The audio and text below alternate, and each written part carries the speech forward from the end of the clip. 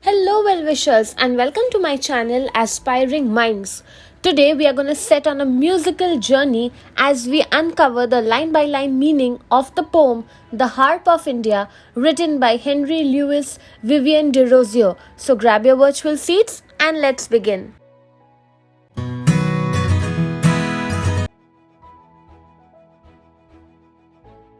Henry Louis Vivian Derozio was a prominent Indian poet and a teacher of the Anglo-Indian literature.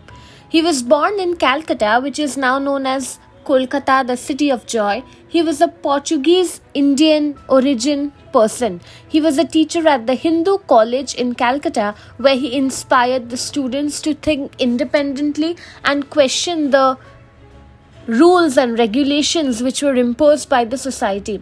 His works often reflect his deep patriotism and concern for the socio-political issues of his time.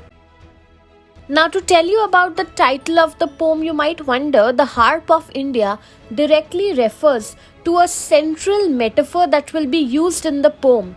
The harp, which is a musical instrument, symbolizes the cultural and the artistic heritage of India, which has been neglected and silenced. Now remember, Kolkata is a place which is known for its art and culture specifically. The way it has preserved art and culture, you can see it in various museums, and in general you will see there is a lot of creativity and art which is found here. And for a poet to be writing about the musical instrument which is now losing its importance, it is indeed going to be a beautiful poem for you. Now, the Harp of India was written during a period when there was a lot of socio-political unrest in India. Derozio, being a poet and educator, was deeply affected by the changes that were happening around him, including the oppressive policies of the British East India Company and how long they stayed in Calcutta as well. So the poem reflects on a sense of loss and mourning for the glory of India's past, as well as a call to revive the spirit of the nation. Let us now discuss the line by line meaning of the poem. Why hangest thou lonely on yon withered bough? Unstrung forever, must thou there remain? Thy music once was sweet, who hears it now? Why doth the breeze sigh over thee in vain? Now, in the first part of the poem, the speaker addresses the silent and the neglected harp hanging on a withered bough. Now, withered bough means a branch which is drying out. So you can see how even the environment where he is placing the harp, the musical instrument, is one which is on the verge of decay. So even the bough, the branch where the harp is hanging, is decaying, it is drying out. The harp is metaphorically unstrung forever, representing the loss of its former or previous beauty. Right? Earlier there was a sweetness. The music that was produced by the harp was very beautiful, very sweet to hear. But now, in today's times, when the poet is writing the poem, the essence, the importance of the music of the harp has faded away. Why doth the breeze sigh over thee in vain? The word doth means does, thee means you, vain means uselessly. So the speaker is questioning the harp, that who now appreciates the sweet music of the harp, and he says that even the breeze which is blowing over you is sighing, it is feeling sad and crying almost, and but even that is of no use. It is vain, it is useless, it's futile to be doing that, because your beauty, your importance has now been lost over time to come. Silence had bound thee with her fatal chain, neglected, mute and desolate art thou, like ruined monument on desert plain. So here the speaker personifies the silence, claiming that it has bound the harp with a fatal chain, as if someone has seen that now the harp is no longer important. It has been chained and thrown away in a corner. The harp is described as being neglected. It has been silenced, muted. It lies alone. It is similar to a ruined monument in a deserted landscape.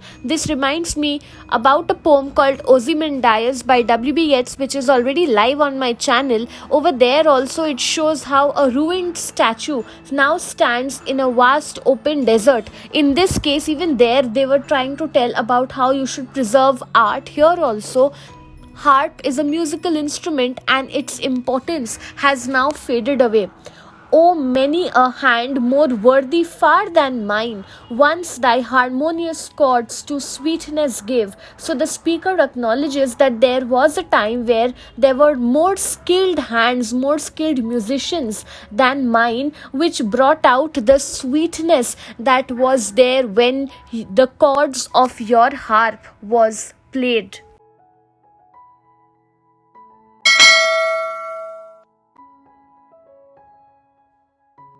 And many a wreath for them did fame entwine, of flowers still blooming on the minstrel's grave. Those hands are cold, but if thy notes divine may be by mortal wakened once again, harp of my country, let me strike the strain. So here the speaker mentions the fame, glory, and recognition that was achieved by the skilled hands, the musicians, in the form of wreaths. They were honored for the beauty with which they played the musical instrument. However, those hands are now cold because even those musicians have died now. There is no way in which they would have been able to pass on the legacy to the next generation, because while they were alive, perhaps the importance of the harp had diminished. The speaker expresses hope that the divine notes of the harp can be revived by mortal hands once again.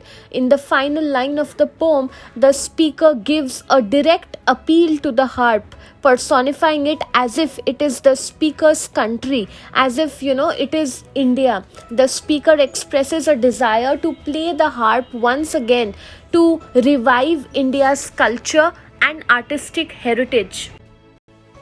Firstly, the poem explores the theme of loss, particularly the neglect, how the Harp of India and many such things which are culturally relevant and artistically important have been ignored and lost. Secondly, there is a theme of hope for revival. The speaker expresses a desire to awaken the divine notes of the harp and revive the cultural spirit of his country, India.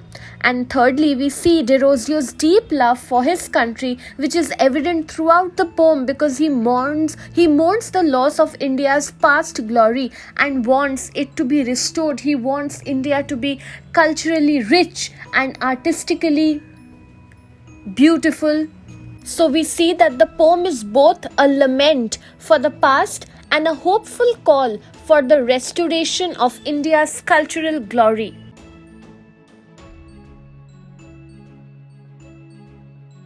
So that's it from this video. I hope you liked it. Do hit the like button, subscribe to my channel for more such future updates. Thank you for watching. Bye.